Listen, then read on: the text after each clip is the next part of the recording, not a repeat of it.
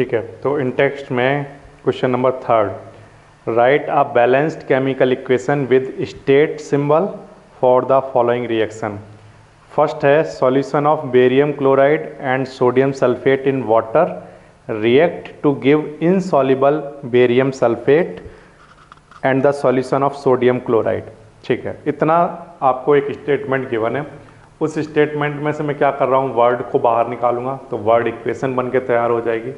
फिर उस word equation को कन्वर्ट करूँगा केमिकल इक्वेशन में, यानी कि सिंबल की फॉर्म में लिखूँगा। फिर उसके बाद उसको बैलेंस करेंगे। तो सबसे पहले स्टेटमेंट को एक बार फिर से पढ़ लेते हैं। सॉल्यूशन ऑफ बेरियम क्लोराइड, तो यहाँ पर क्वेश्चन नंबर है 3, इंटेक्ट क्वेश्चन चल रहे हैं और इंटेक्स्ट जो भी 3rd नंबर पर आता हो उस क्वेश्चन को आप देख लो एनसीईआरटी की बुक में। क्वेश्चन नंबर 3 में कह रहा है solution of a barium chloride. तो सबसे पहले तो यहाँ पर लिख लेता हूँ फर्स्ट पार्ट में बेरियम क्लोराइड,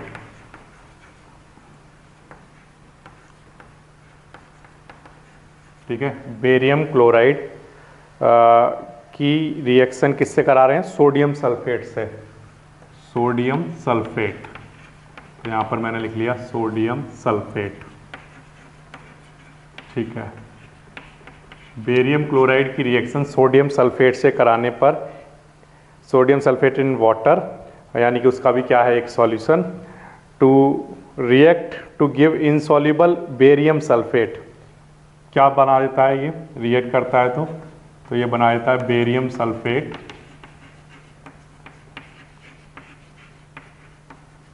जो कि इनसॉल्युबल है। और इसके बाद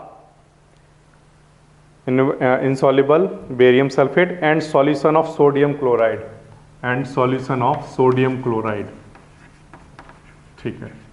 तो ये मैं क्या कर रहा हूँ, ये मैं बोर्ड पर लिख रहा हूँ वर्ड इक्वेशन, ठीक है ना। कौन सी इक्वेशन लिख रहा हूँ, वर्ड इक्वेशन लिख रहा हूँ, ठीक है। तो अब इस वर्ड इक्वेशन के साथ आप और भी जो इन्फॉर्मेशन गिवन है उसको भी लिख लो। जैसे कि उसने स्टार्टिंग में कहा था सॉल्यूशन ऑफ बेरियम क्लोराइड, तो यहाँ पर बेरियम क्लोराइड का मैं क्या लिख लूँ, ये क्या है सॉल्यूशन, ये अपनी सॉल्यूशन की फॉर्म में है, ठीक है। दूसरा and sodium sulphate in water. अब सोडियम सल्फेट इन वाटर का मतलब क्या हो गया कि सोडियम सल्फेट का भी क्या है सॉल्यूशन, ठीक है। तो ये इंफॉर्मेशन इससे मिल गई। फिर आगे वो क्या कह रहा है, गिव इनसॉल्युबल। इनसॉल्युबल यानी कि वो चीज़ अपने सॉल्यूशन में सॉल्युबल नहीं है, यानी कि वो ऊपर आ जाती होगी। तो या तो वो प्रेसिपिटेट होगा, है ना, या आप उसको कहोगे कि सॉलिड है, ठीक है ना। कैसा, इनसॉल्युबल सॉलिड। तो यहाँ पर लिख लो इनसॉल्युबल है, इनसॉल्युबल और सॉलिड, इनसॉल्युबल सॉलिड, ठीक है, ओके। अब आगे क्या कह रहा है, and the solution of sodium chloride. तो सोडियम क्लोराइड जो है वो किस फॉर्म में है, अपनी सॉल्यूशन की फॉर्म में, ठीक है। तो ये सारी इंफॉर्मेशन इस स्टेटमेंट से मिल जाती है कि a solution of barium chloride react with sodium sulfate in water, ठीक है ना, sodium sulphate in water to form insoluble barium sulphate and a solution of sodium chloride. इस तरह की हमें इंफॉर्मेशन गिवन है, जिसमें से हमने बाहर निकाल ली एक वर्ड इक्वेशन, ठीक है। अब लेकिन हमें तो बैलेंसिंग करनी है, और बैलेंसिंग करने के लिए हमें क्या करना पड़ेगा, इसको केमिकल इक्वेशन में कन्वर्ट करना पड़ेगा। और केमिकल इक्वेशन में कन्वर्ट करने के लिए देखो हम क्या करेंगे, पहले तो बेरियम क्लोराइड का आपको फॉर्मूला पता होना चाहिए, ठीक है ना। तो अब बेरियम क्लोराइड का फॉर्मूला सर क्या होगा, हमें कैसे पता चलेगा। तो ये तो क्लास 9th लेवल की चीज़ें हैं कि बेरियम की वैलेंसी कितनी होती है वो आपको पता होना चाहिए, क्लोरीन की वैलेंसी कितनी होती है वो आपको पता होना चाहिए। ये इस पर लगेगा और ये इस पर लगेगा, तो क्या आएगा Ba, ये 2 इधर आएगा और ये 1 यहाँ आएगा।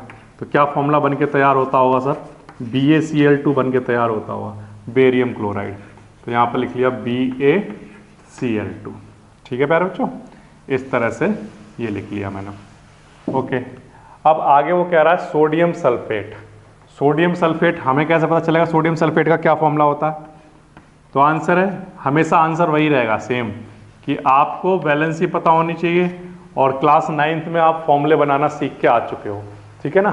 तो सोडियम सल्फेट के केस में भी सल्फेट की बैलेंसी लिख लोगे -2, सोडियम की लिख लोगे, है ना, और फिर ये एक दूसरे पर इस तरह से क्रॉस करके लगा देते हो, तो देखो क्या बनेगा, ये 2 यहाँ आ जाएगा और SO4 के साथ क्या आएगा, होल पर 1 आएगा, या इसको हम चाहें तो ऐसे लिख देते हैं Na2SO4, 1 रिप्रेजेंट करें ना करें एक ही बात है। तो Na2SO4 आ गया, तो सोडियम सल्फेट क्या है, Na2SO4, ये आ गया, ये ठीक है, कोई दिक्कत नहीं। अब इसके बाद बात आती है बेरियम सल्फेट की, ठीक है। तो सर बेरियम सल्फेट का कैसे बनेगा, तो बेरियम सल्फेट के लिए फिर से वही बात, बेरियम और सल्फेट लिख लिया, बेरियम का 2, सल्फेट का 2, क्रॉस करा दो सर, क्रॉस कराने के बाद यहाँ पर क्या आएगा, Ba2 और SO4 का होल 2, इस 2 से ये 2 कैंसिल, तो क्या बन जाएगा, BaSO4। तो इसका मतलब ये है कि बेरियम सल्फेट का जो फॉर्मूला निकल कर आता होगा वो अगर हम क्लास 9th में कर रहे होते कि कंपाउंड का फॉर्मूला बनाओ इसका, तो क्या निकल कर आता आंसर हमारा, BaSO4 बन जाता, ठीक है। फिर इसके बाद सोडियम क्लोराइड, चलो ये तो सब जानते ही हैं कि सोडियम क्लोराइड का फॉर्मूला क्या होता है, NaCl, है ना, सोडियम क्लोराइड नाम से पता चल रहा है, NaCl, ये तो बहुत ज़्यादा यूज होता है ना। तो कई फॉर्मूले तो ऐसे हैं जो बच्चों को याद हो गए होंगे और कई ऐसे हैं जो याद नहीं हुए हैं, ठीक है ना। अब देखो प्यारे बच्चों, ये मैंने लिख लिया किस फॉर्म में, फॉर्मूले की फॉर्म में लिख लिया, फॉर्मूला और या सिंबल की फॉर्म में जब लिख लेते हैं तो ये जो बन जाती है हमारे सामने, इसको कहते हैं हम केमिकल इक्वेशन। तो ये सर आपने ये क्या लिखी थी, ये लिखी थी प्यारे बच्चों वर्ड में इक्वेशन, तो इसको कहेंगे वर्ड इक्वेशन, ठीक है। अच्छा, और सर ये क्या लिख दिया, ये लिख दिया केमिकल इक्वेशन, ठीक है, केमिकल इक्वेशन, ओके। अब इस केमिकल इक्वेशन में कुछ इन्फॉर्मेशन सर आपने लिखी नहीं है अभी, वो पहले उनको लिखना भी जरूरी है। मतलब जैसे सर यहाँ पर देखो बेरियम क्लोराइड जो है वो सॉल्यूशन है, तो आपने यहाँ तो कहीं लिखा नहीं सॉल्यूशन है, तो सॉल्यूशन दिखाने के लिए जब केमिकल इक्वेशन लिखेंगे तो क्या कहेंगे उसे, एक्वस, है ना, सॉल्यूशन के लिए AQ ऐसे लिख देंगे, AQ, तो ये क्या दिखाएगा कि ये सॉल्यूशन है, एक्वस होता है इसका फुल फॉर्म। ऐसे ही सोडियम सल्फेट का देखो क्या था, solution, sodium sulphate in water का मतलब सॉल्यूशन, और सॉल्यूशन को केमिकल इक्वेशन में कैसे दिखाते हैं, इन, ये एक्वस है, ये भी सॉल्यूशन फॉर्म में अपनी। अच्छा, BaSO4 कैसा था, सॉलिड, तो चलो इसको S से डिनोट कर दो, और NaCl सर कैसा है, सोडियम क्लोराइड, ये भी सॉल्यूशन है सर, तो इसको भी एक्वस दिखा दो। अब ये हमने पूरी इंफॉर्मेशन दे दी कि कौन सा कंपाउंड यहाँ पर इन्वॉल्व है, उसका फॉर्मूला लिख दिया और उसकी स्टेट भी लिखते जा रहे हैं कि वो सॉल्यूशन फॉर्म में है या सॉलिड है, कैसा है, ठीक। अब ये कंप्लीट इन्फॉर्मेशन हमने लिख दी, और बाकी नाम तो इनके ऊपर लिखे हुए हैं, बेरियम क्लोराइड, है ना, सोडियम सल्फेट। अगर नहीं दिया होता तो मैं इनके नाम भी लिखना पसंद करता हूँ कि यहाँ पर इनके नीचे नाम लिख दो, इनकी स्टेट, नाम लिखो, स्टेट लिखो, तो ये सारी चीज़ें पूरा डिटेल में लिखना सही रहता है, ठीक है। तो अब ये केमिकल इक्वेशन बन के तैयार हो गई, अब हमें क्या करना है, इसको बैलेंस करके देना है, और इसको बैलेंस करना प्यारे बच्चों बिल्कुल आसान होगा। कैसे करेंगे सर, सबसे पहला काम हमें ये करना है, हमें ये ढूंढना है इसमें से जो इक्वेशन हमारे सामने लिखी है, इसमें से हमें ये ढूंढना है कि कौन कौन से एलिमेंट यहाँ पर पार्टिसिपेट कर रहे हैं, ठीक है, कौन कौन से एलिमेंट क्या कर रहे हैं, पार्टिसिपेट कर रहे हैं। तो देखो Ba, एक तो बेरियम पार्टिसिपेट कर रहा है, ठीक है, और क्या कर रहा है, क्लोरीन, तो क्लोरीन। अच्छा, और क्या कर रहा है, सोडियम, तो सोडियम, और क्या कर रहा है, SO4, SO4। ये कुछ एटम या मैं कहूँ पॉली एटॉमिक आयन, ये ऐसे हैं जो यहाँ पर पार्टिसिपेट कर रहे हैं। देखो मैं 1 बाय 1 ढूंढना स्टार्ट कर रहा हूँ। सबसे पहले बेरियम मिल गया, हाँ मिल गया, फिर क्या मिला, क्लोरीन, ये लिख लिया, फिर क्या मिला, सोडियम, ये लिख लिया, फिर क्या मिला, सल्फेट, ये लिख लिया। अब इसमें S और O ये दोनों अलग अलग भी लिखे जा सकते हैं, लेकिन लास्ट क्लास में भी मैंने यही बोला था कि आप सल्फेट आ जाए, कार्बोनेट आ जाए, है ना, इस तरह की चीज़ें जो हुआ करें उनको एक साथ ही लिखा करो, तो वो बेस्ट रहता है, उससे थोड़ा छोटा हो जाता है हमारा कैलकुलेशन, ठीक है। अब इसके बाद क्या करना होता है, ये तो एटम तो ढूंढ लिए हमने, अब इसके बाद एटम को ढूंढने के बाद यहाँ लिख लो रिएक्टेंट और यहाँ लिख लो प्रोडक्ट, ठीक है। अब रिएक्टेंट हमारा ये वाला पार्ट है, इधर जो लिखा हुआ है सब रिएक्टेंट है, इधर जो लिखा है वो सब प्रोडक्ट है। तो अब रिएक्टेंट में पहले देख लो कि कितने कितने एटम है। बेरियम के कितने एटम लिखे हुए हैं, यहाँ पर एक है, एक लिखा हुआ है, तो यहाँ पर फिर 1 लिख लो बेरियम के आगे। क्लोरीन के कितने लिखे हुए हैं, 2, तो यहाँ पर 2 लिख लो, ओके। अच्छा, इसके बाद सोडियम के कितने दिखाई दिए, 2 दिखाई दिए, तो सोडियम के 2 लिख लो। अच्छा, SO4 कितने दिखाई दिए, एक ही दिखाई दिया, यहाँ पर होल 4 या होल 2 होता तो 2 लिखते, अब लेकिन यहाँ तो कुछ है ही नहीं होल के आगे, तो इसका मतलब एक ही है ये SO4, तो यहाँ पर लिख लो 1 1। ठीक है, रिएक्टेंट के सारे नोट कर लिए। अब इसके बाद किसके नोट करोगे, प्रोडक्ट के नोट करोगे। तो देखो बेरियम कितना दिख रहा है यहाँ पर प्रोडक्ट में, 1 दिखाई दे रहा है। ठीक है, अच्छा क्लोरीन कितना दिख रहा है, तो क्लोरीन प्यारे बच्चों 1 दिखाई दे रहा है, ये भी ठीक है। अच्छा और क्लोरीन 1 दिखाई दिया। अच्छा सोडियम ढूंढ लो, सोडियम कितना है, 1 है तो यहाँ पर सोडियम 1 लिख लिया। अब SO4 कितना है, SO4 1।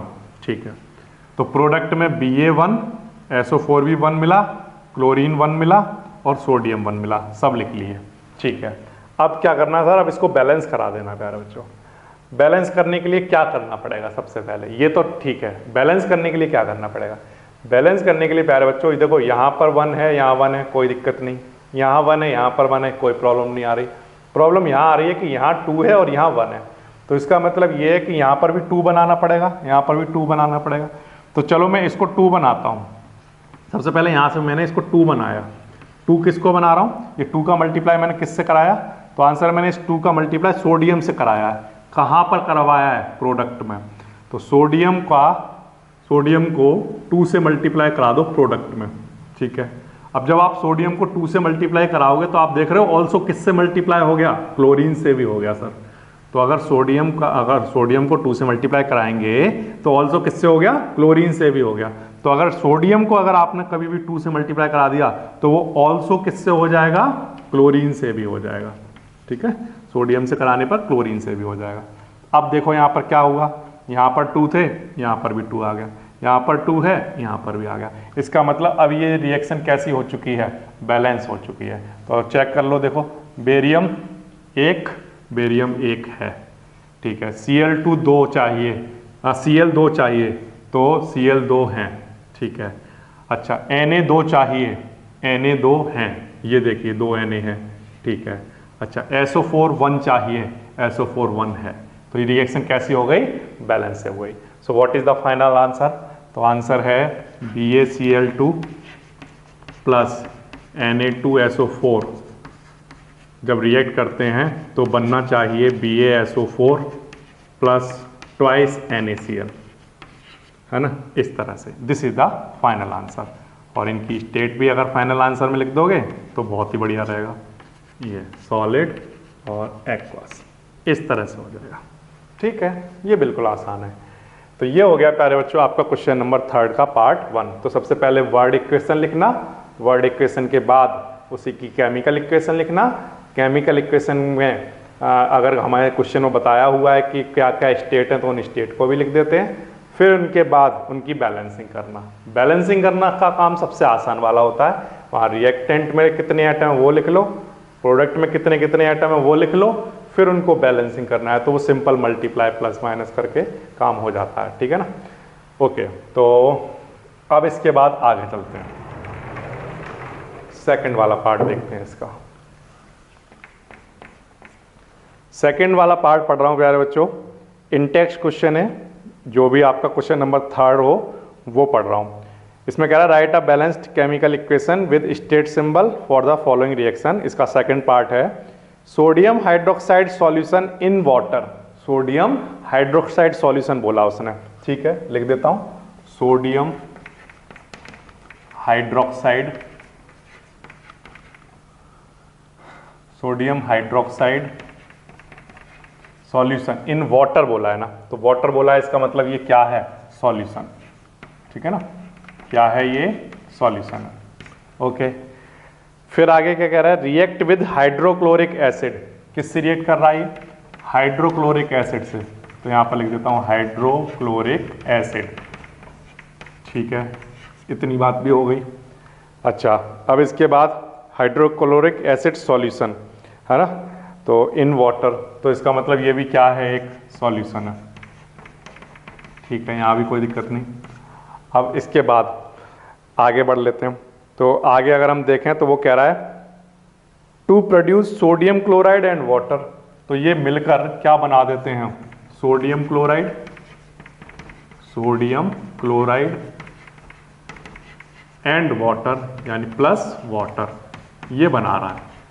अच्छा, सोडियम क्लोराइड एंड वाटर बना रहा है। तो सोडियम क्लोराइड जो बन रहा होगा यहाँ पर उसकी स्टेट हमें दी नहीं रखी है ना, दी हुई है क्या, नहीं। और वाटर बना रहा है तो वाटर की हमें स्टेट की ज़रूरत है नहीं, तो वाटर की स्टेट तो आपको पता ही है लिक्विड होता है। और जब इस सॉल्यूशन से सॉल्यूशन बन रहा है तो सोडियम क्लोराइड के संग वाटर भी है वहाँ पर, तो ऑफ कोर्स ये भी क्या बन रहा होगा, एक सॉल्यूशन ही बन रहा होगा, है ना। दो चीज़ें बन रही है ना, सोडियम क्लोराइड और वाटर बन रहा है। सोडियम क्लोराइड तो क्या होता है, नमक, हमारा जो घर में खाने में नमक यूज करते हैं वो होता है। तो अगर वहाँ पर वाटर है और नमक है तो वो तो सॉल्युबल ही रहा होगा उसमें, तो ऑफ कोर्स उसका क्या बन रहा होगा, एक सॉल्यूशन ही बन रहा होगा, ठीक है ना।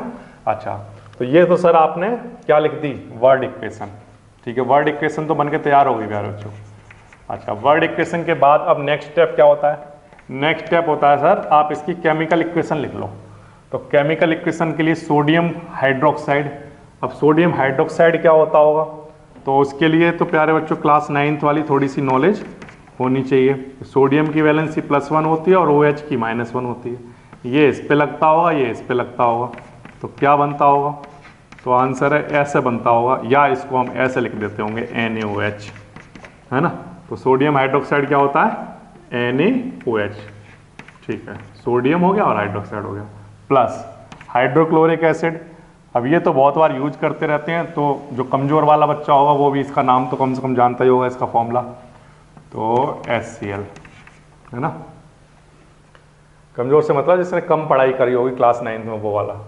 और इसके बाद सोडियम क्लोराइड, सोडियम क्लोराइड तो सब जानते हैं, सॉल्ट NaCl, है ना, टेबल सॉल्ट है, कहते हैं इसको सोडियम क्लोराइड को NaCl। और वाटर का फॉर्मूला भी सब जानते हैं। अच्छा, ये हो गया हमारे बच्चों। अब इसके बाद इनकी स्टेट, एक्वस है, ये सॉल्यूशन है ना, तो एक्वस लिख लो, ये भी सॉल्यूशन है, एक्वस लिख लो, ये भी सॉल्यूशन है, एक्वस लिख लो। और वाटर तो लिक्विड होता है, सब जानते हैं, ठीक है। ये क्या तैयार कर ली सर, ये हमने तैयार कर ली केमिकल इक्वेशन, केमिकल इक्वेशन तैयार कर ली। केमिकल इक्वेशन तैयार हो गई, वर्ड इक्वेशन तैयार हो गई। अब इसके बाद इसको क्या करना है, बैलेंस करना है। बैलेंस करना देखो कितना आसान होता है, बैलेंस करना इतना आसान होता है कि यहाँ पर तो लिखने होते हैं रिएक्टेंट और प्रोडक्ट, और यहाँ पर वो एटम लिख लेते हैं जो जो पार्टिसिपेट कर रहे हैं। तो देखो सोडियम एटम हमें दिख गया, अच्छा हाइड्रोक्साइड भी दिखा कहीं पे, तो हाइड्रोक्साइड भी लिख लिया, लो हाइड्रोक्साइड एक साथ ले लिया मैंने, ठीक है। अच्छा, और अच्छा लेकिन वहाँ पर मैंने देखा कि यहाँ तो हाइड्रोक्साइड है लेकिन वहाँ हाइड्रोक्साइड एक साथ नहीं दिखाई दे रहा है, तो एक साथ नहीं दिखाई दे रहा, तो इस वाले क्वेश्चन में मैं क्या करता हूँ, O और H अलग अलग ले लेता हूँ, ठीक है, O और H। और अगर OH मैं वहाँ पर दिखाने की कोशिश करूँगा तो बहुत ज़्यादा डेप्थ में चला जाऊँगा, तो तुम फंस जाओगे, तो वहाँ पर फंसाना नहीं है। तो हमें O और H यहाँ पर इस बार अलग अलग लिख लिया। क्यों लिख लिया सर, कि अगर ये OH यहाँ पर अगर कहीं कंबाइंड दिख रहा होता ना तो फिर मैं एक साथ लिख लेता। अब लेकिन क्योंकि वहाँ पर OH कहीं एक साथ दिख नहीं रहा है, वैसे तो मुझे तो दिख रहा है, आपको नहीं दिखाई दे रहा होगा, तो लेकिन ये जैसे H2O लिखा हुआ है ना, तो इसमें H है और OH है, तो मुझे तो दिखाई दे रहा है, लेकिन हो सकता है आपको ना दिखाई दे रहा हो कि वहाँ पर OH एक साथ लिखा है, तो आप फंस ना जाओ, इसलिए हम क्या करें, अलग अलग लिख लेते हैं इस बार, H और O। अच्छा, और क्या दिखाई दिया, एक और H दिखाई दिया, ठीक है, तो ओके H लिख चुके, Cl लिख लिया। तो कौन कौन से एटम दिखाई दे रहे हैं, सोडियम दिखाई दे रहा है, ऑक्सीजन दिखाई दे रहा है, हाइड्रोजन दिखाई दे रहा है, हाइड्रोजन लिख चुके, क्लोरीन दिखाई दे रहा है। ओके, अब करना स्टार्ट करते हैं। रिएक्टेंट में कितने सोडियम के एटम दिखाई दे रहे हैं, तो आंसर है 1। कितने दिखाई दे रहे हैं प्यारे बच्चों, 1 दिखाई दे रहे हैं, ठीक है। ऑक्सीजन के कितने एटम है यहाँ पर, तो आंसर है 1। अच्छा, हाइड्रोजन के कितने हैं, 1, और एक और है यहाँ पर भी है, तो उसको +1 लिखना, ऐसा मत करना 1 और 1 2 लिख दो यहाँ पर, कि एक यहाँ पर है एक यहाँ पर है, चलो 2 लिख देता हूँ, ऐसा नहीं करना कभी भी। ये वाले कंपाउंड में एक हाइड्रोजन है और इस वाले कंपाउंड में एक हाइड्रोजन है, तो दोनों को अलग अलग लिखोगे ऑलवेज, ठीक है। फिर इसके बाद क्लोरीन है, क्लोरीन 1 है, तो क्लोरीन लिख लिया 1, यहाँ तक तो कोई प्रॉब्लम नहीं, ठीक है। अब इसके बाद प्रोडक्ट की बात करो, तो प्रोडक्ट में सोडियम के प्रोडक्ट में कितने एटम है, 1 है, तो यहाँ पर लिख लो 1, ठीक है, कोई प्रॉब्लम नहीं यहाँ तक। अच्छा, अब ऑक्सीजन ढूंढ के दो, ऑक्सीजन कितने हैं, तो प्रोडक्ट में ऑक्सीजन कितने आए, 1, तो यहाँ लिख लो 1, ठीक है। अब इसके बाद हाइड्रोजन बताओ कितने हैं प्रोडक्ट में, तो हाइड्रोजन प्रोडक्ट में एक ही जगह पर दिखाई दे रहे हैं, कितने, 2, ठीक है सर, कोई दिक्कत नहीं। अब क्लोरीन बताओ कितने हैं, तो क्लोरीन सर यहाँ पर 1 है, तो ये लिख दिया 1। अब इसको हमें क्या करना है, बैलेंस करना है। तो बैलेंस करने जब हम चले तो हमने एक चीज़ देखी कि यहाँ 1 है, यहाँ पर भी 1 है, यहाँ 1 है, यहाँ पर भी 1 है, और यहाँ पर क्या है, यहाँ 1 और 1 2 है टोटल हाइड्रोजन, इधर भी 2 है टोटल हाइड्रोजन, इधर एक क्लोरीन है, इधर भी एक क्लोरीन है। तो ये जो रिएक्शन है प्यारे बच्चों, वो पहले से कैसे है, बैलेंस है। पहले से कैसी गिवन थी क्वेश्चन में, बैलेंस गिवन थी, ठीक है ना। तो इसलिए यहाँ पर कुछ भी बैलेंसिंग नहीं करानी पड़ी, समझ में आ रहा है। यहाँ भी 1, यहाँ भी 1, यहाँ भी 1, यहाँ भी 1, 1 और 1 2, 2, 1 और 1। तो नंबर ऑफ एटम दोनों साइड इक्वेशन के, दोनों साइड नंबर ऑफ एटम कैसे हैं, इक्वल हैं। अगर नंबर ऑफ एटम इक्वल है तो इसका मतलब ये रिएक्शन पहले से कैसी है, बैलेंस। इसका जो फाइनल आंसर बनेगा वो क्या बनेगा, यहाँ लिख लेना NaOH एक्वस प्लस HCl, ये भी एक्वस, और NaCl एक्वस प्लस H2, ठीक है ना। तो सबसे पहला काम तो आपको ये करना होगा कि आपको जब भी क्वेश्चन आएगा तो पहले तो वर्ड इक्वेशन लिख लेनी है। वर्ड इक्वेशन लिखने के बाद फिर लिख लेनी है केमिकल इक्वेशन। अब केमिकल इक्वेशन लिखने के बाद हमने देखा कि ये पहले से कैसा बैलेंस है, तो हमारा जो फाइनल आंसर है वो यहीं पर आ जाएगा, ठीक है। लेकिन हमें क्या करना होगा, हमें चेक जरूर करना पड़ेगा इस तरीके से एग्जाम में, और फिर अपना फाइनल आंसर देना होगा कि number of atom in the reactant and products are equal, that's why this equation is balance already, है ना, इस तरह से। इसके बाद प्यारे बच्चों जो नेक्स्ट मैं क्वेश्चन कर रहा हूँ उसके लिए आप खोल लो NCERT एक्सरसाइज, जो बैक एक्सरसाइज होती है उसको निकालो, और उसमें क्वेश्चन नंबर 4 पर चले जाओ। तो बैक जो एक्सरसाइज है उसमें क्वेश्चन नंबर 4 है, उसमें पूछा हुआ है what is a balanced chemical equation.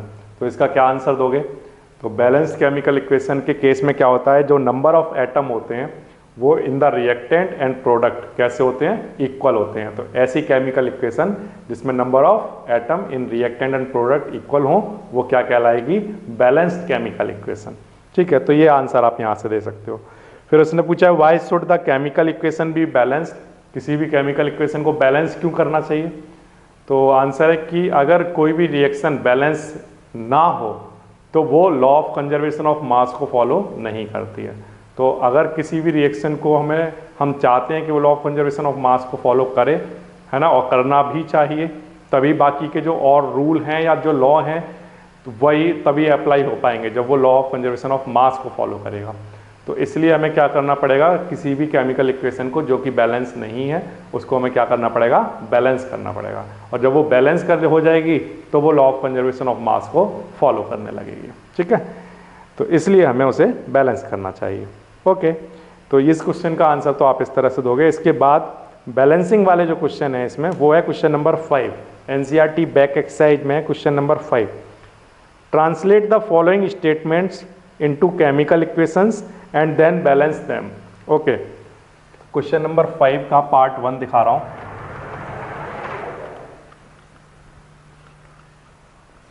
Question number 5 ये बैक एक्सरसाइज जो होती है NCERT की वहां से ले रहा हूं, ठीक है, NCERT एक्सरसाइज में से, उसका पार्ट 1, ठीक है। पढ़िए क्या है, hydrogen gas combines with nitrogen to form ammonia. Hydrogen gas combine with nitrogen to form ammonia. तो यहाँ पर सबसे पहले तो हम लिख लेते हैं हाइड्रोजन, ठीक है।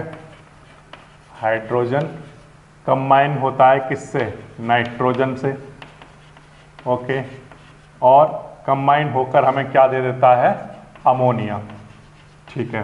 तो यहाँ पर मैंने अमोनिया लिख लिया। अब हाइड्रोजन जो है वो गैस है, उसने बताया हुआ क्वेश्चन में क्या है, गैस। नाइट्रोजन गैस से रिएक्ट करता है ना, तो यहाँ पर भी गैस लिख लिया, ओके। और अमोनिया क्या बन रही है, अमोनिया गैस बन रही है, ठीक है, ओके। तो अब ये तो हो गई वर्ड इक्वेशन तैयार। अब वर्ड इक्वेशन को किस में कन्वर्ट कर लो, केमिकल इक्वेशन में, ठीक है। तो केमिकल इक्वेशन में कन्वर्ट कर लेते हैं। तो हाइड्रोजन गैस, इसका फॉर्मूला क्या होगा, H2। अच्छा, नाइट्रोजन गैस का फॉर्मूला क्या होता है, N2, ठीक है, ये भी बिल्कुल आसान है। फिर इसके बाद अमोनिया, अमोनिया का फॉर्मूला क्या होता है, NH3, है ना। तो ये हमने इनके क्या लिख लिए, फॉर्मूले। और इनकी स्टेट भी लिख देते हैं, ये गैसियस है, ये भी गैसियस है और ये भी गैसियस स्टेट है, ठीक है, तो स्टेट भी लिख दी। अच्छा, अब इसके बाद ये जो बन के तैयार हुई है, ये क्या तैयार हो गई, एक केमिकल इक्वेशन, ठीक है।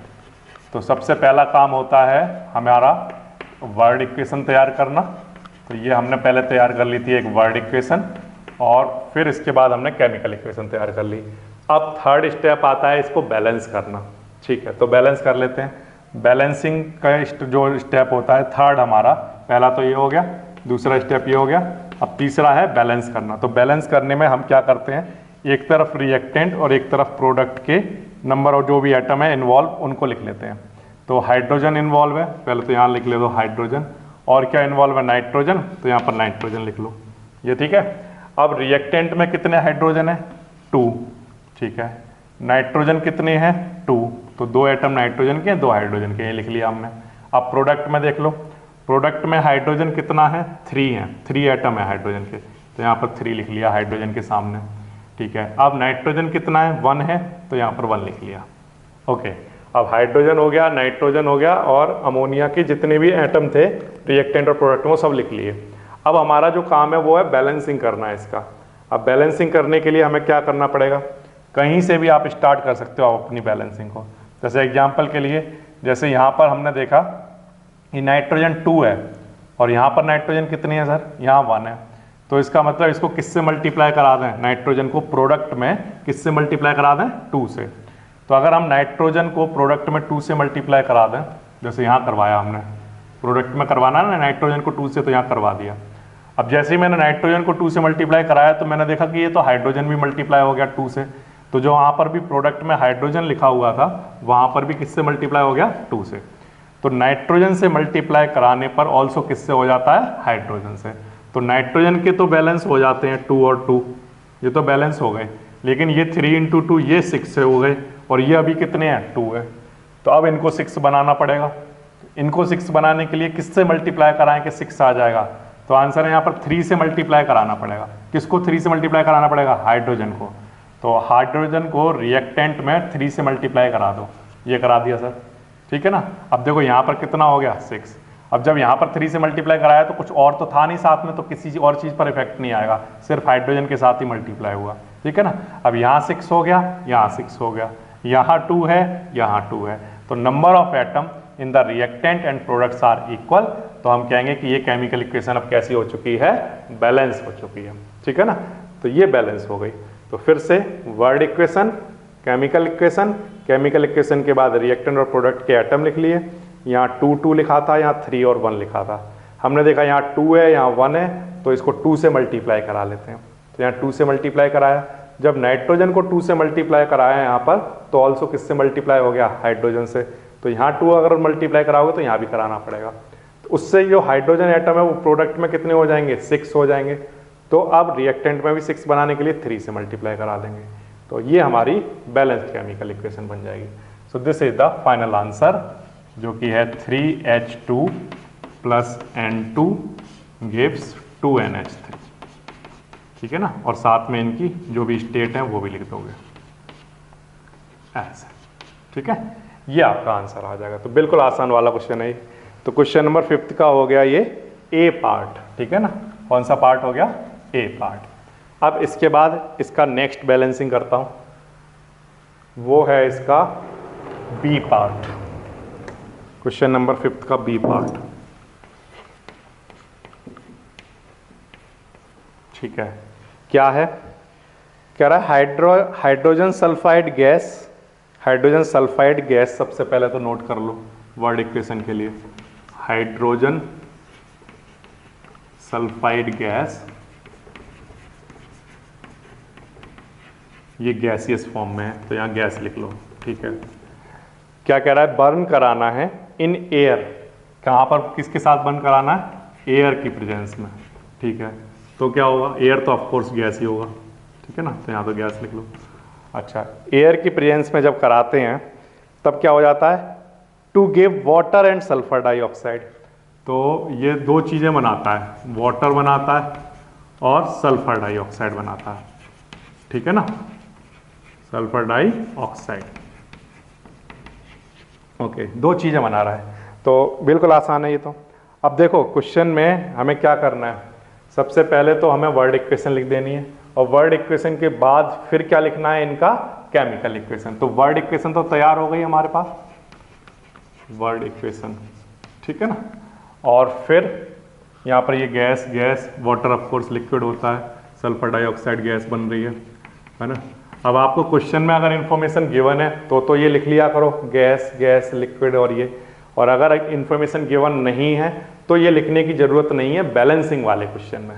सिर्फ अगर बैलेंसिंग कर रहे हो तो वहाँ पर लिखने की कोई ज़रूरत नहीं है, आप डायरेक्टली इसको बैलेंस कर सकते हो। अगर उसने बोला है कि उनकी स्टेट के साथ आपको फाइनल आंसर देना है, जैसे कि अभी लास्ट मैंने इंटेक्स का 3rd क्वेश्चन किया था, तो वहाँ पर उसने बोला हुआ था क्लियरली कि आपको इसकी स्टेट की भी वहाँ पर डिस्क्राइब करनी है, लेकिन इस क्वेश्चन में कहीं नहीं बोला है कि स्टेट डिस्क्राइब करनी है, तो आप डायरेक्ट ही करोगे, ठीक है।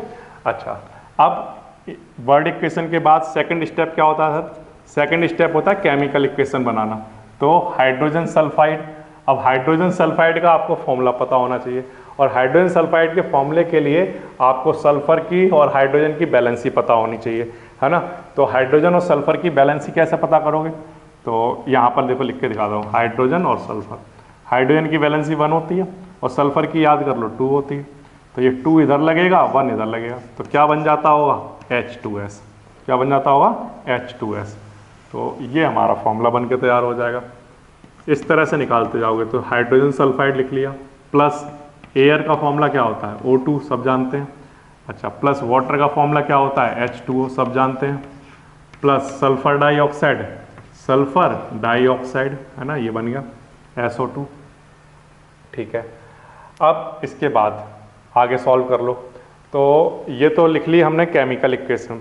अब इस केमिकल इक्वेशन को सॉल्व करने के लिए, बैलेंस करने के लिए, यहाँ पर हमें लिखना होगा रिएक्टेंट और यहाँ पर प्रोडक्ट, ठीक है। तो रिएक्टेंट में देखो कौन कौन से एटम काम कर रहे हैं। एक तो हाइड्रोजन है कहीं पर, एक कहीं पर सल्फर है, एक कहीं पर ऑक्सीजन है ना, ये एटम दिखाई दिए तो लिख लिए। अब कितने कितने एटम है ये भी लिख लो। तो रिएक्टेंट में हाइड्रोजन कितने हैं? 2, सल्फर कितना है? 1, ठीक है ना। इस तरह से सल्फर कितना है? 1, और ऑक्सीजन कितना है? 2, ये लिख लिया, ठीक है। अब प्रोडक्ट की बात करो, प्रोडक्ट में हाइड्रोजन कितने हैं? 2, तो यहाँ 2 लिख लो। अच्छा, सल्फर ढूंढ लो कितना है? 1, सल्फर 1 है। अच्छा, ऑक्सीजन कितना है सर? ऑक्सीजन एक जगह एक फॉर्मूले में 1 है और एक और फॉर्मूले में 2 है, ये ध्यान रखना। कभी भी ऐसा मत लिख देना कि 1 और 2 मिलकर 3 हैं, ऐसा नहीं करना। ये वाला ऑक्सीजन इस वाले फॉर्मूले में है, वाटर वाला है, और ये वाला सल्फर डाइऑक्साइड वाला, तो दो अलग अलग फॉर्मूले में, तो अलग अलग लिखना है यहाँ पर, यहाँ 1 और यहाँ 2, ठीक है। ये तो हमने एटम लिख लिए किसके कितने कितने हैं, ओके, कोई प्रॉब्लम नहीं आता। अब इसके बाद आगे देखो, यहाँ पर बैलेंस देखो, ये बैलेंस है, ये बैलेंस है। अच्छा, अब यहाँ पर बैलेंसिंग थोड़ी सी गड़बड़ है।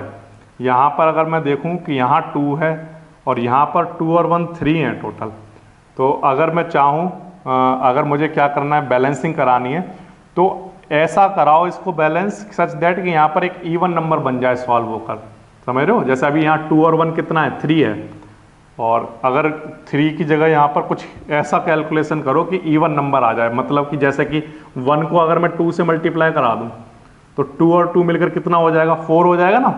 अब ये 4 जब बन जाएगा तो इसको 4 बनाना आसान होगा आपको, बिल्कुल होगा या नहीं होगा। तो ये मतलब है कि 1 और 2, अभी तो पहले 3 थे, अब इसको 3 तो ऑड नंबर है, तो यहाँ पर ऑड बना नहीं पाओगे, क्योंकि 2 से किसी भी चीज़ को मल्टीप्लाई कराओगे तो वो तो सब इवन ही आएंगे, तो यहाँ इवन बनाने पड़ेंगे। तो इवन बनाने के लिए क्या करो, इस 1 को 2 से मल्टीप्लाई करा दो। किस वाले 1 को? है ना, जहाँ पर 1 ऑक्सीजन था, ऑक्सीजन 1 यहाँ पर है या यहाँ पर है? तो आंसर है यहाँ पर है। तो जब हमने जो 2 का मल्टीप्लाई कराया वो किस वाले ऑक्सीजन में करवाया है? जहाँ पर 1 ऑक्सीजन था। तो 1 ऑक्सीजन कहाँ पर था? यहाँ पर। तो इसका मतलब इस वाले ऑक्सीजन में किसका मल्टीप्लाई कराया गया? 2 का, ठीक है ना, ये ध्यान रखो। ओके, अब इस वाले ऑक्सीजन में 2 का मल्टीप्लाई जब कराओगे तो ऑल्सो किससे मल्टीप्लाई हो गया? हाइड्रोजन से। प्रोडक्ट में ऑल्सो किससे मल्टीप्लाई हो जाएगा? हाइड्रोजन से मल्टीप्लाई हो जाएगा, यहाँ पर 2 से मल्टीप्लाई कराओगे तो, ठीक है। अब देखो यहाँ पर हो गया टोटल 4 और यहाँ पर हो गया 4, तो अभी तो बैलेंसिंग गड़बड़ा गई और ज़्यादा गड़बड़ हो गई। तो इसको सही करने के लिए हमें क्या करना पड़ेगा? यहाँ वाली तो हम डायरेक्टली सही कर लेंगे कि ये टोटल बन चुका है अब हमारे पास 4। तो इस बार भी हम 2 को 2 से मल्टीप्लाई करा दें तो ये भी कितना हो जाएगा, 4 हो जाएगा या नहीं हो जाएगा। तो रिएक्टेंट में ऑक्सीजन को 2 से मल्टीप्लाई करा दो तो देखो 2 इंटू 2 ये तो 4 हो गए, और यहाँ पर 2 ऑक्सीजन और यहाँ पर 2 ऑक्सीजन, इधर भी क्या हो गए, 4 हो गए। ये तो बैलेंस हो गया। लेकिन अभी जो बैलेंस नहीं हुआ है वो क्या हुआ है, हाइड्रोजन इधर वाले प्रोडक्ट में तो 4 हो गए हैं, देखो 2 इंटू 2 4 हो गए, लेकिन इधर रिएक्टेंट में 2 ही है अभी। तो इसका मतलब इसको किससे मल्टीप्लाई कराना पड़ेगा कि 4 बन जाए। तो आंसर है 2 से मल्टीप्लाई करा दो तो ये भी कितना बन जाएगा, 4 बन जाएगा। किसको मल्टीप्लाई कराया ये 2 से, हाइड्रोजन को रिएक्टेंट में। तो हाइड्रोजन को 2 से मल्टीप्लाई करा दिया। अब हाइड्रोजन को 2 से मल्टीप्लाई कराया तो ऑल्सो किससे हो गया, सल्फर से हो गया। किससे हो गया प्यारे बच्चों, सल्फर से हो गया। ठीक है, तो यहाँ पर सल्फर से भी मल्टीप्लाई करा दो, ये ऐसा। यहाँ तक बात आ गई समझ में, सल्फर से मल्टीप्लाई हो गया तो अब ये कितना हो गया, 2। ओके, अब लेकिन प्रॉब्लम फिर से खड़ी हो गई। क्या प्रॉब्लम खड़ी हो गई कि सल्फर तो यहाँ पर अब 2 है लेकिन यहाँ पर सल्फर 1 है, तो अब इसको भी बैलेंस करना पड़ेगा। और इसको बैलेंस करने के लिए क्या करना पड़ेगा, इंटू 2 कराना पड़ेगा। ठीक है, तो इंटू 2 करा देते हैं। तो इंटू 2 कराने पर देखो क्या बनेगा, इंटू 2 कराया तो इंटू 2 कराने पर किसको इंटू 2 कराया हमने, सल्फर को प्रोडक्ट में। अब जब यहाँ पर इंटू 2 कराया तो यहाँ इंटू 2 कराने पर क्या हुआ बेटा, ये 2 और ये वाला 2 सल्फर से कराने पर ऑक्सीजन से भी ऑल्सो मल्टीप्लाई हो गया। सल्फर से कराने पर ऑल्सो किससे हो गया, ऑक्सीजन से मल्टीप्लाई। कौन से वाले ऑक्सीजन से मल्टीप्लाई हो गया ये, तो आंसर है कि जहां पर भी ऑक्सीजन 2 लिखे थे ना वहां पर मल्टीप्लाई हो गया। तो इस वाले ऑक्सीजन से मल्टीप्लाई हो गया 2। फिर से ऑक्सीजन एक जगह तो 1 लिखा था और एक जगह 2 ऑक्सीजन लिखे हुए थे, ये वाले ऑक्सीजन 2 है ना। तो अब इस बार हमने जो मल्टीप्लाई कराया वो सल्फर को 2 से कराया तो इस वाले ऑक्सीजन से हो गया जहां पर 2 ऑक्सीजन थे, तो इधर 2 से मल्टीप्लाई हो गया। ठीक है, अब देखो हमारे पास इस वाली साइड में टोटल कितने बन गए, 4 और 2 कितने हो गए, 6 हो गए ऑक्सीजन एटम, है ना। तो और हमने इधर किससे मल्टीप्लाई कराया था, 2 से कराया था। तो इसका मतलब 2 से कराने पर बात नहीं बनेगी, किससे कराने पर बनेगी, 3 से मल्टीप्लाई करा देंगे। तो इधर 6 है तो इधर भी क्या हो जाएंगे, 6। तो यहाँ पर 2 की जगह क्या लिखा जाना चाहिए, 3 लिखा जाना चाहिए। इस तरह से होगा। तो एक बार फिर से देख लेते हैं कैसे कैसे प्रोसेस चली है। ठीक है ना, फिर से बताता हूँ। तो देखो सबसे पहली चीज तो आपके पास जो रिएक्टेंट में एटम थे और प्रोडक्ट में जो एटम थे वो क्या क्या थे, एक बार फिर से दिखा देता हूं। देखो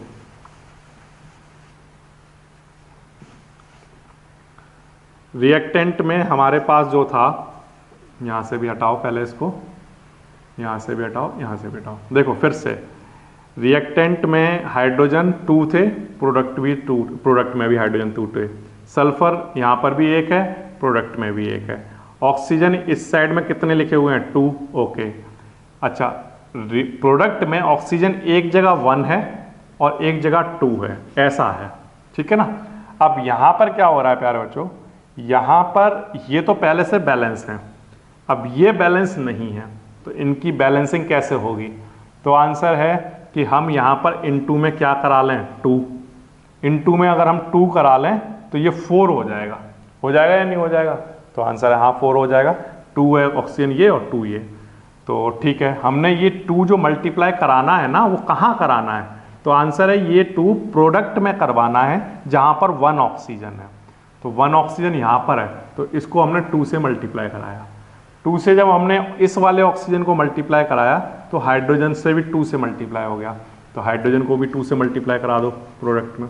ठीक है, अब देखो यहाँ पर जो टोटल क्वांटिटी है वो कितनी बन गई है, 4, और यहाँ पर भी कितनी बन गई, 4। अभी बैलेंसिंग नहीं हो पाई, तो हमें बैलेंसिंग करने के लिए हमने देखा यहाँ 4 है तो यहाँ पर इंटू 2 कराना पड़ेगा तब जाकर 4 बनेगा।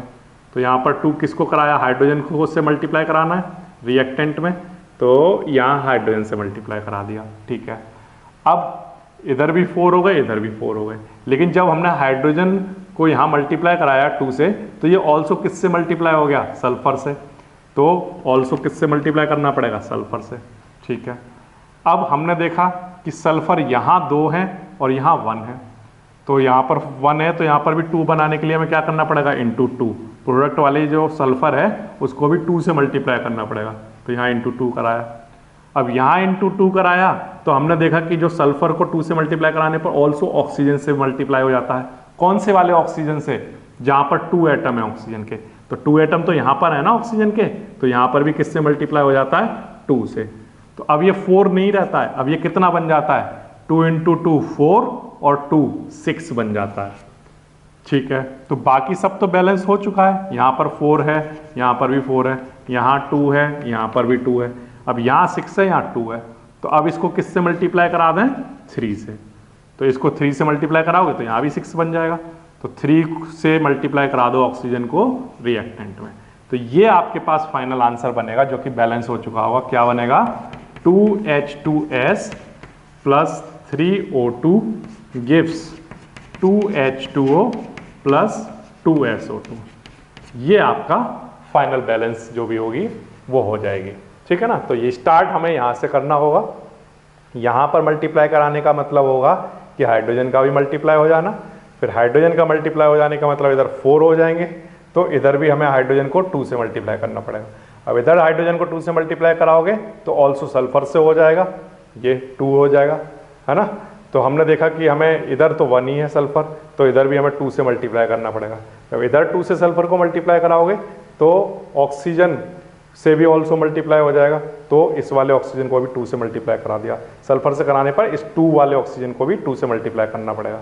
ठीक है, अब यहाँ पर 4 और 2 हो गए 6, तो अब इधर 6 बनाने के लिए इसको 3 से मल्टीप्लाई कराएंगे। इस तरह से इसकी बैलेंसिंग हो जाएगी। ठीक है ना, ये बिल्कुल आसान है। अब इसके बाद नेक्स्ट दिखा देता हूँ। तो नेक्स्ट पढ़ लेते हैं। नेक्स्ट हमारे पास सी पार्ट, इसका क्वेश्चन नंबर 5 का सी पार्ट। ठीक है, ये देख लीजिए। Barium chloride react with aluminium sulphate. Barium chloride, तो यहाँ पर लिख लो सबसे पहले तो barium chloride react with aluminium sulphate. ठीक है, एल्यूमिनियम सल्फेट से रिएक्ट कर रहा है, तो क्या बना रहा है? तो क्वेश्चन में उसने बोला है aluminium sulphate to give aluminium chloride and precipitate of barium sulphate. दो चीज़ें बन जा रही हैं। एक तो हमारे पास बन रहा है एल्यूमिनियम क्लोराइड, ठीक है ना, क्या बन जाएगा? एल्यूमिनियम क्लोराइड और बेरियम सल्फेट। ठीक है, तो ये तो आप क्वेश्चन में से पढ़कर क्या करोगे? वर्ड इक्वेशन फॉर्म कर लोगे। ठीक है ना, बेरियम सल्फेट। ओके, तो वर्ड इक्वेशन लिख ली, जिसमें सिर्फ वर्ड जो हमने कुछ चूज कर लिए उसमें से निकाल कर। तो पहला काम हो गया वर्ड इक्वेशन लिखना। ठीक है, बिल्कुल आसान है। अब इसके बाद दूसरा वाला काम क्या है? दूसरा वाला जो स्टेप है प्यारे बच्चों, वो ये कि हमें केमिकल इक्वेशन लिखनी है, और केमिकल इक्वेशन लिखने के लिए हमें इन सब के फॉर्मूले लिखने हैं। तो सबसे पहला जो फॉर्मूला आएगा वो आएगा बेरियम क्लोराइड का, और बेरियम क्लोराइड का फॉर्मूला मैं आपको निकाल कर दिखा चुका। क्या निकाल कर दिखा चुका? कि बेरियम और क्लोराइड, बेरियम 2 क्लोरीन 1 यहाँ पर 2 यहाँ पर, तो क्या बनता होगा? BaCl2। तो यहाँ पर लिख लो BaCl2। ठीक है ना, तो सब कुछ वैलेंसी का ही खेल है। वैलेंसी पता होगी तो सारे फॉर्मूले पता होंगे। अच्छा, इसके बाद एल्यूमिनियम सल्फेट, तो एल्यूमिनियम लिख लो और सल्फेट लिख लो। एल्यूमिनियम 3 सल्फेट 2 यहाँ पर लगेगा और 3 यहाँ लगेगा, तो क्या आ जाएगा? Al2 और SO4 के ऊपर क्या आ जाएगा? Whole thrice. ठीक है ना, तो ये इसका फॉर्मूला बनेगा। तो एल्यूमिनियम सल्फेट ये। अच्छा, इसके बाद नेक्स्ट एल्यूमिनियम सल्फेट के बाद एल्यूमिनियम क्लोराइड की बात करो, तो एल्यूमिनियम क्लोराइड सर बनाकर दिखा दो। एल्यूमिनियम 3 क्लोरीन 1 ये हो गया, क्या बनेगा? AlCl3, है ना। तो बस ये पता होना चाहिए, तो फॉर्मूले सब लिखते चले जाएंगे। तो एल्यूमिनियम क्लोराइड ये हो गया AlCl3। ठीक है, अब इसके बाद बेरियम सल्फेट, तो बेरियम और सल्फेट, बेरियम 2 सल्फेट 2, ये क्रॉस लगेगा, 2 से 2 कैंसिल ही हो जाएगा, है ना। तो क्या बन जाएगा? BaSO4, ऐसा बन जाएगा। तो ये सारे फॉर्मूले आपको बनाने आते हैं और या आपको पहले से याद है, तो सबसे बढ़िया चीज़ है कि ये करके नहीं देखना पड़ेगा आपको कुछ भी। ठीक है ना, और याद करने से बेस्ट कुछ भी नहीं रहेगा, क्योंकि बार बार कर अगर ऐसे बनाओगे एग्जाम में तो बहुत टाइम चला जाएगा। तो ये इतनी प्रैक्टिस हो जाए कि ये इस तरह के जैसे जैसे फॉर्मूले आते रहें वैसे वैसे याद भी रखते जाओ इनको, है ना। वैसे हमें निकालना तो आता ही है, अगर कभी फंस जाओगे तो निकाल भी लोगे, लेकिन अगर याद हो जाए तो सबसे बेस्ट चीज़ है, उससे टाइम बच जाता है। तो बेरियम क्लोराइड लिख लिया, एल्यूमिनियम सल्फेट लिख लिया, एल्यूमिनियम क्लोराइड लिख लिया, ठीक है ना। सारे फॉर्मूले आपके सामने लिखे हुए हैं। अब इनको बैलेंस करना है। बैलेंस करना बिल्कुल आसान है। सबसे पहले ये थर्ड स्टेप चल रहा है, रिएक्टेंट और प्रोडक्ट में जो नंबर ऑफ एटम इन्वॉल्व है वो लिख लो। तो रिएक्टेंट में इन्वॉल्व है एक तो बेरियम, ठीक है, और फिर मुझे दिखाई दिया क्लोरीन, फिर मुझे दिखाई दिया एल्यूमिनियम, फिर मुझे दिखाई दिया सल्फेट, ठीक है ना। सल्फेट देखो इधर भी है और यहाँ पर भी एक साथ ही दिखाई दे रहा है, इसलिए ऐसा लिख लिया। अगर दोनों जगह एक से ऐसा नहीं दिखाई दे पॉलीएटॉमिक आयन तो अलग अलग लिख लिया करो उसको, ठीक है ना। अब बेरियम देखो यहाँ पर रिएक्टेंट में कितने हैं 1, अच्छा क्लोरीन कितने हैं 2, एल्यूमिनियम कितने हैं 2, ओके, और सल्फेट कितने हैं 3, ठीक है। तो 1 2 2 3 ये लिख लिया। ऐसे एल्यूमिनियम, अच्छा बेरियम देखो ढूंढो पहले, यहाँ पर बेरियम कितना है 1, अच्छा क्लोरीन देखो कितने हैं 3, अच्छा एल्यूमिनियम देखो कितने हैं, हाँ एल्यूमिनियम 1 है, और सल्फेट कितने आ रहे हैं, एक सल्फेट आ रहा है, तो ये आ गया। अब इसके बाद प्यारे बच्चों क्या करना है आपको, इसके बाद बैलेंसिंग देखनी है। तो बैलेंसिंग देखना बिल्कुल आसान है। हमें देखो एक बात तो पता ही है कि सल्फेट इधर 3 है, तो यहाँ पर भी सल्फेट 3 तो बनाओगे ही बनाओगे आप, तो यहाँ पर इंटू 3 करा दो।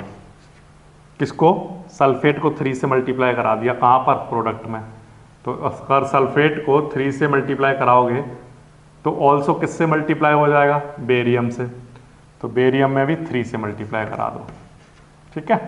सल्फेट को 3 से मल्टीप्लाई करा कर ये तो बैलेंस हो गया, लेकिन ऑल्सो किससे मल्टीप्लाई करना पड़ा, बेरियम से। अब बेरियम इधर 3 हो गए, इधर 1 है, तो इधर भी 3 से मल्टीप्लाई करना पड़ेगा।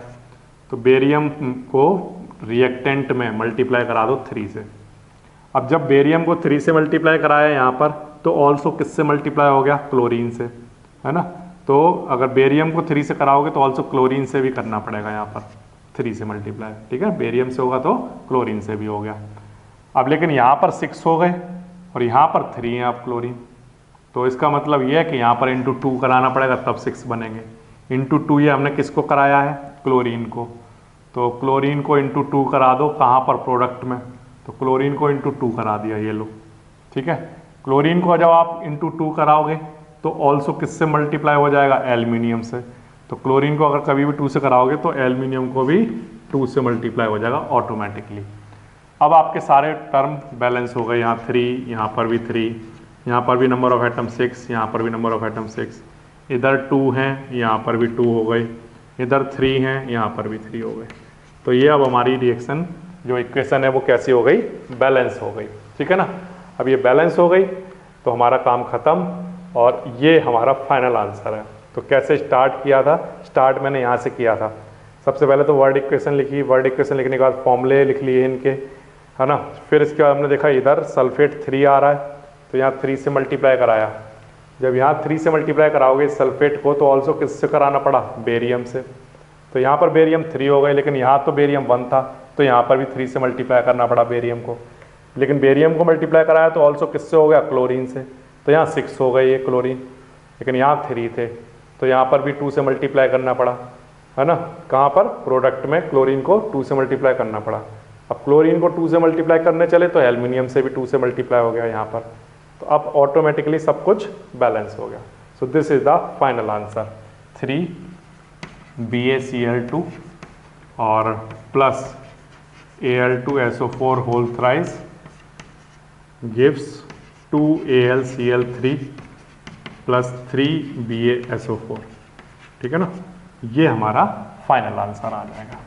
इस तरह से हो जाएगी प्यारे बच्चों इसकी बैलेंसिंग, ठीक है। तो ये एक आसान वाला क्वेश्चन हो गया। अब इसके बाद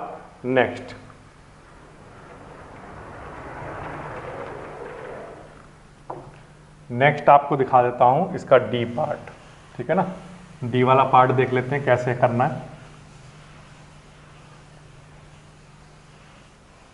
देखिए क्वेश्चन पढ़ रहा हूं, क्वेश्चन है मेरे पास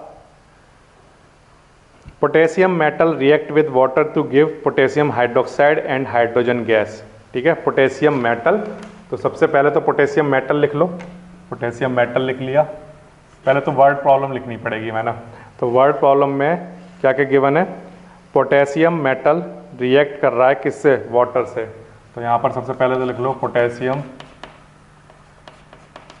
मेटल रिएक्ट विद वाटर, क्या बना दे रहा है ये, तो प्यारे बच्चों ये बना दे रहा है potassium metal react with water to give potassium hydroxide. तो ये बना रहा है पोटेशियम हाइड्रोक्साइड। और क्या बना रहा है सर, और बना रहा है हाइड्रोजन गैस, हाइड्रोजन गैस। ठीक है, ये हमने लिख लिया। अच्छा, अब पोटेशियम, अब ये तो हो गई वर्ड इक्वेशन। वर्ड इक्वेशन के बाद इसे कन्वर्ट करो केमिकल इक्वेशन में।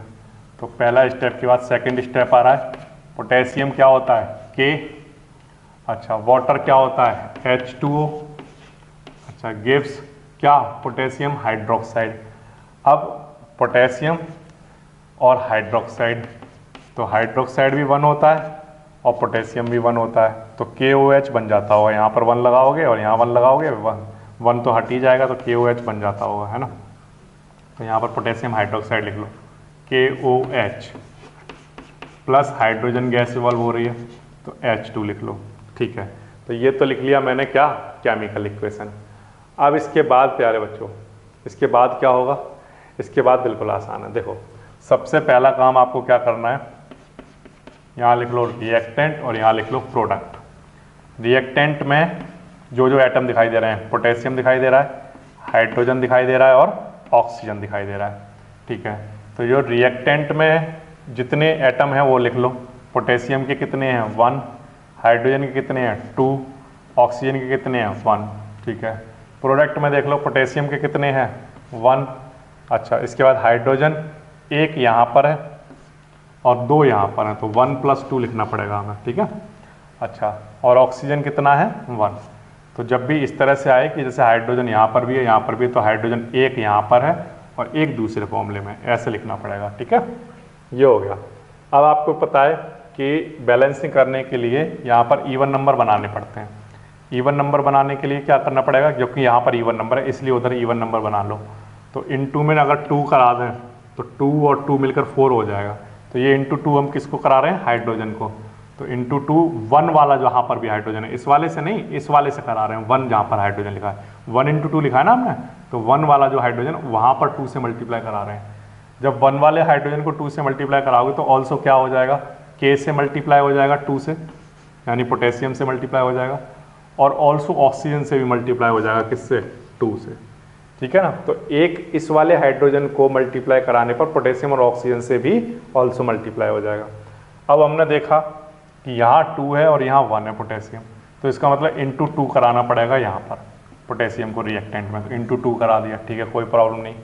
अच्छा, अब हमने देखा कि यहाँ पर ऑक्सीजन 2 है, यहाँ पर 1 है, तो यहाँ पर भी ऑक्सीजन को किससे मल्टीप्लाई करना पड़ेगा रिएक्टेंट में, 2 से।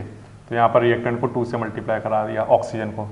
अब ऑक्सीजन को 2 से मल्टीप्लाई कराओगे तो ऑल्सो किससे हो जाएगा, हाइड्रोजन से, तो यहाँ पर इंटू 2 ऐसा करा दोगे। ठीक है ना, तो अब देखो यहाँ पर क्या होने वाला, ये 2 ये 2, ये 2 × 2 4, ये 2 और 2 4, ये 2 और ये 2, तो ये क्या हो गया, बैलेंस हो गया। ठीक है ना, तो इस तरह से बैलेंसिंग होगी। तो सबसे पहला काम करना पड़ेगा आपको, एक हाइड्रोजन में कराना पड़ेगा इंटू 2, जिससे कि इवन नंबर बन जाए 2 और 2 4, है ना। जब आप हाइड्रोजन से कराओगे तो हाइड्रोजन से इससे कराने पर ऑक्सीजन और पोटेशियम से भी हो जाएगा, पोटेशियम से भी और ऑक्सीजन से भी। तो पोटेशियम इधर 2 हो जाएंगे, इसलिए यहाँ पर इधर वाले पोटेशियम को भी 2 से मल्टीप्लाई कराओगे, यहाँ तक तो कोई दिक्कत नहीं आएगी। लेकिन फिर इधर ऑक्सीजन 2 हो रखे होंगे, इधर 1 है, तो इधर इंटू 2 कराओगे, तो जब इधर इंटू 2 कराओगे तो ऑल्सो किससे हो जाएगा, हाइड्रोजन से, तो यहाँ पर भी इंटू 2 लिखना पड़ेगा। अगर इधर लिखोगे तो इधर भी लिखना पड़ेगा, तो अब ऑटोमेटिकली ये क्या हो जाएगा, बैलेंस हो जाएगा। तो हमारा जो फाइनल आंसर प्यारे बच्चों बनेगा वो बनेगा 2K + 2H2O gives 2KOH plus में क्या, H2। ये हमारा फाइनल आंसर बन जाएगा। इस तरह से हो जाएगी इसकी बैलेंसिंग। ठीक है, तो ये हो गया प्यारे बच्चों आपका क्वेश्चन नंबर 5 कंप्लीट। ठीक है, इसमें था ट्रांसलेट द फॉलोइंग स्टेटमेंट। तो पहले तो ट्रांसलेट कर लेते हैं वर्ड इक्वेशन में इसको, फिर उसके बाद केमिकल इक्वेशन में, और केमिकल इक्वेशन के बाद इसकी बैलेंसिंग। तो ये क्वेश्चन नंबर 5 के हो गए चारों पार्ट आपके कंप्लीट। इसके बाद कल की क्लास में जो नेक्स्ट क्लास होगी हमारी, उसमें हम क्या करेंगे, क्वेश्चन नंबर 6 एनसीईआरटी एक्सरसाइज का देखेंगे। क्वेश्चन नंबर 6 में भी इसी तरह से बताया गया है, balance the following chemical equation. तो उसमें पहले से केमिकल इक्वेशन गिवन है, तो इसका मतलब वर्ड इक्वेशन नहीं लिखनी पड़ेंगी मुझे, तो मैं डायरेक्टली केमिकल इक्वेशन लिखूंगा और उनको सॉल्व करूंगा। ठीक है ना, इस तरह से कर लूँगा क्वेश्चन नंबर 6। इसके बाद प्यारे बच्चों नेक्स्ट क्लास में आपको क्वेश्चन नंबर 7 भी कराया जाएगा, एनसीईआरटी एक्सरसाइज का ही। क्वेश्चन नंबर 7 आप देख पा रहे होगे, उसमें बोला गया है right the balanced equation for the following reaction. तो वहाँ पर कुछ वर्ड इक्वेशन गिवन है और उनको किस में कन्वर्ट कर लेंगे हम लोग, केमिकल इक्वेशन में कन्वर्ट कर लिया करेंगे, फिर उसके बाद उसको बैलेंस कर देंगे। तो इस तरह से हम कंप्लीट क्वेश्चन नंबर 7 भी कल की क्लास में देखेंगे। इसके बाद हम कल की क्लास में एक और क्वेश्चन देखेंगे, वो है क्वेश्चन नंबर 8 एनसीईआरटी एक्सरसाइज का ही, जिसमें right the balance chemical equation. इसमें भी हमें वर्ड इक्वेशन गिवन है और आपको क्या करना है, उनसे बैलेंस करके दिखाना है। तो ठीक है, क्वेश्चन नंबर 6, 7 और 8 ये इतनी सारी हम बैलेंसिंग कल की क्लास में यानी कि नेक्स्ट क्लास में करेंगे। ठीक है ना।